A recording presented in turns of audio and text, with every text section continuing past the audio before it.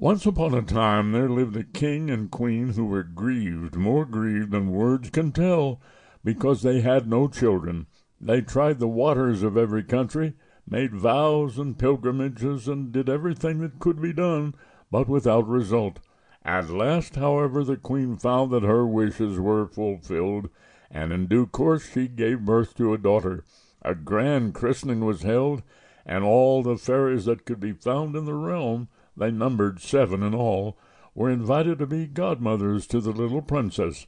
This was done so that by means of the gifts which each in turn would bestow upon her, in accordance with the fairy custom of those days, the princess might be endowed with every imaginable perfection. When the christening ceremony was over, all the company returned to the king's palace, where a great banquet was held in honor of the fairies.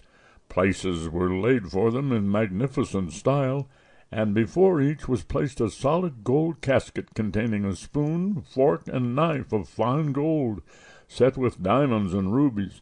But just as all were sitting down to table, an aged fairy was seen to enter, whom no one had thought to invite, the reason being that for more than 50 years she had never quitted the tower in which she lived, and people had supposed her to be dead or bewitched. By the king's orders a place was laid for her, but it was impossible to give her a golden casket like the others, for only 7 had been made for the 7 fairies. The old creature believed that she was intentionally slighted, and muttered threats between her teeth.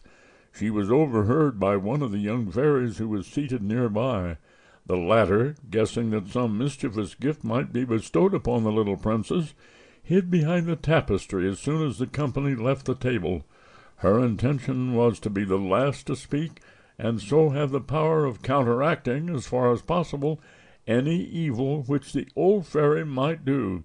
Presently the fairies began to bestow their gifts upon the princess.